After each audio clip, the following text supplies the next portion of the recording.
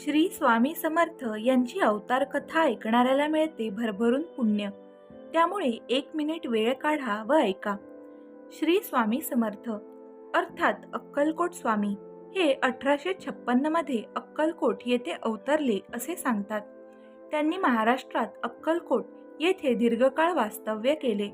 श्री स्वामी समर्थ अर्थात अक्कलकोट स्वामी हे श्रीपाद वल्लभ आणि श्री नरसिंह सरस्वती यांच्या नंतरचे भगवान श्री दत्तात्रयांचे तिसरे पूर्ण अवतार म्हणून ओळखले जातात.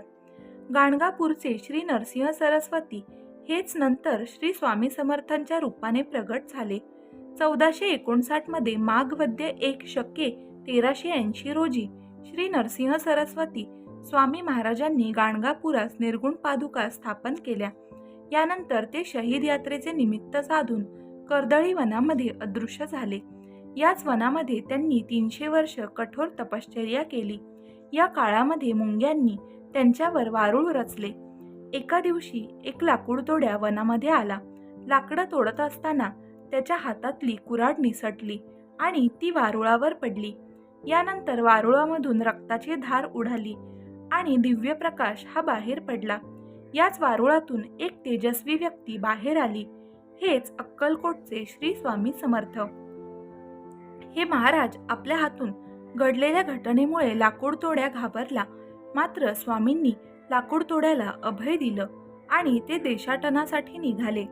देश फिरून ते शेवटी मंगळवेढ्यातून अक्कलकोटमध्ये दाखल झाले असं सांगितलं जातं. श्री क्षेत्र त्र्यंबकेश्वर येथे स्वामींनी शेगावच्या श्री गजानन महाराज आणि शिर्डीचे श्री साई महाराज यांना दीक्षा सुद्धा दिली असं सुद्धा सांगितलं जातं. नंतर स्वामी पंढरपूर, मोहोळ असे भ्रमण करत सोलापूरला दाखल झाले. त्यानंतर मंगळवेढ्यामध्ये स्वामींनी काही काळ वास्तव्य केले आणि तिथल्या भक्तांना विविध स्तरावर मार्गदर्शन सुद्धा केले. भेटेल त्याला आपल्या लीलेने सगळ्या वेगळ्या पद्धतीने दुःखमुक्त करून कार्यरत केले. पुढे 1856 मध्ये स्वामी महाराजांनी अक्कलकोटमध्ये प्रवेश केला.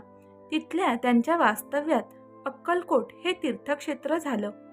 याच ठिकाणी त्यांनी अनेकांना मार्गदर्शन सुद्धा केल्याच्या लीला या प्रचलित आहेत. स्वामींनी 1878 मध्ये अवतार संपवल्याचे दाखवले आहे, पण प्रत्यक्षामध्ये स्वामी आजही भक्तांच्या पाठीशी उभे राहून त्यांना मार्गदर्शन करतात असा भक्तांमध्ये विश्वास आहे. तर मित्रमैत्रिणींनो, हा व्हिडिओ तुम्हाला कसा वाटला?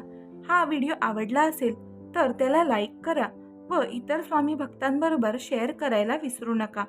त्याचप्रमाणे तुम्ही आपल्या कथामंथन या चॅनलवर जर नवीन असाल तर लगेचच सबस्क्राईब करून टाका आणि बेल आयकॉनवर क्लिक करायला विसरू नका, जेणेकरून जेव्हा आपल्या चॅनलवर अजून नवीन व्हिडिओ येईल तेव्हा त्याची माहिती सर्वात आधी तुम्हाला मिळेल.